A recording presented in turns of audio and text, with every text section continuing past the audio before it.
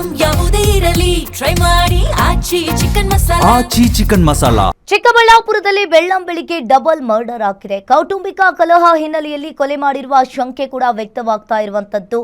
ಇನ್ನು ಹೆಂಡತಿ ಮತ್ತು ನಾದಿನಿಯ ಕತ್ತು ಕೊಯ್ದು ಕೊಲೆ ಮಾಡಿದ್ದಾರೆ.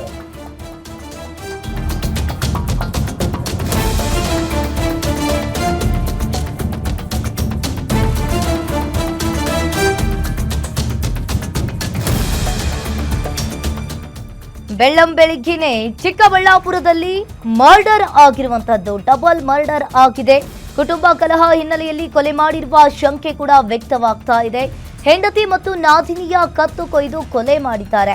ಚಿಂತಾಮಣಿ ನಗರದ ಜೆಜೆ ಕಾಲೋನಿಯಲ್ಲಿ ಈ ಘಟನೆ ನಡೆದಿದೆ.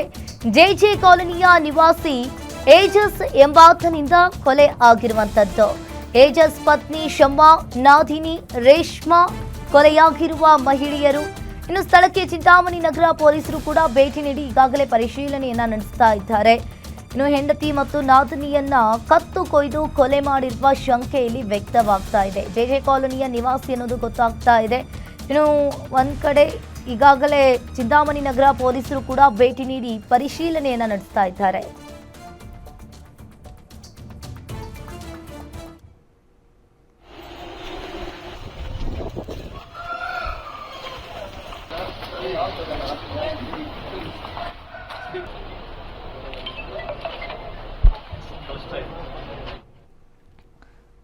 ಈ ಬಗ್ಗೆ ಹೆಚ್ಚಿನ ಡೀಟೇಲ್ಸ್ ಅನ್ನ ನೀಡ್ತಾರೆ ಚಿಕ್ಕಬಳ್ಳಾಪುರ ರಿಪೋರ್ಟರ್ ರಾಜಪ್ಪ ಫೋನ್ ಸಂಪರ್ಕದಲ್ಲಿ ಜಾಯಿನ್ ಆಗಿದ್ದಾರೆ. ರಾಜಪ್ಪ, ಈಗ ಚಿಕ್ಕಬಳ್ಳಾಪುರದಲ್ಲಿ ಬೆಳ್ಳಂಬೆಳಿಗ್ಗೆ ಡಬಲ್ ಮರ್ಡರ್ ಆಗಿರುವಂತದ್ದು, ಇನ್ನು ಈಗಾಗಲೇ ಕುಟುಂಬ ಕಲಹ ಹಿನ್ನೆಲೆ ಅನ್ನೋದು ಗೊತ್ತಾಗ್ತಾ ಇದೆ. ಏನಿದೆ ಇದ್ರ ಬಗ್ಗೆ ಡೀಟೇಲ್ಸ್, ಪ್ರಾಥಮಿಕ ಮಾಹಿತಿ ಏನ್ ಸಿಗ್ತಾ ಇದೆ? ಓಕೆ, ಖಂಡಿತ. ಏನು ಚಿಕ್ಕಬಳ್ಳಾಪುರದಲ್ಲಿ ಬೆಳ್ಳಂಬೆಳಿಗ್ಗೆ ಡಬಲ್ ಮರ್ಡರ್ ಆಗಿರ್ತಕ್ಕಂಥದ್ದು ಇಡೀ ಜಿಲ್ಲೆಯನ್ನು ಒಂದ್ ಕಡೆ ಬೆಚ್ಚಿ ಬೀಳಿಸಿದೆ ಅಂತ ಹೇಳ್ಬೋದು. ಚಿಕ್ಕಬಳ್ಳಾಪುರ ಜಿಲ್ಲೆಯ ಒಂದು ಚಿಂತಾಮಣಿ ನಗರದ ಒಂದು ಜೆಜೆ ಕಾಲೋನಿಯಲ್ಲಿ ಇಂತಹ ಒಂದು ಘಟನೆ ಬೆಳಕಿಗೆ ಬಂದಿರತಕ್ಕಂಥದ್ದು. ಕುಟುಂಬ ಕಲಹದ ಹಿನ್ನೆಲೆ ಹೆಂಡತಿ ಮತ್ತು ಹೆಂಡತಿ ನಾದಿನಿಯನ್ನ ಕತ್ತು ಕೊಯ್ದು ಕೊಲೆ ಮಾಡಿದಾನೆ. ಏನು ಕೋಲಾರ ತಾಲೂಕಿನ ಕೋಲಾರ ನಗರದ ಒಬ್ಬ ನಿವಾಸಿ ಈತ ಏಜಸ್ ಅಂತಕ್ಕಂಥವನು.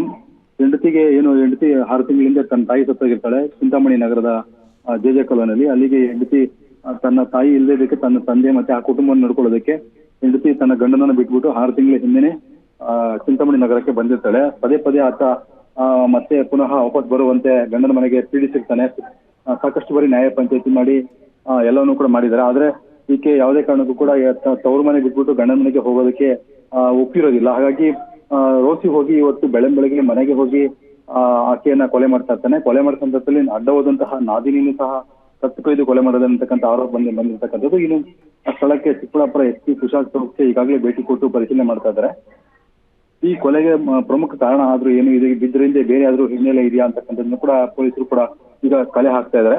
ನೋಡ್ಬೇಕು ಸೌಖ್ಯ, ಯಾವ ರೀತಿ ಈ ಒಂದು ಮರ್ಡರ್ ಆಯಾಮ ಯಾವ ಕಡೆ ತಿಳ್ಕೊಳ್ತದಕ್ಕಂತ ನಾವು ಸ್ವಲ್ಪ ಹೊತ್ತು ಕಾದ್ರೆ ಗೊತ್ತಾಗುತ್ತೆ ಸೌಖ್ಯ. ಥ್ಯಾಂಕ್ ಯು ರಾಜಪ್ಪ ನಿಮ್ಮೆಲ್ಲ ಮಾಹಿತಿಗೆ.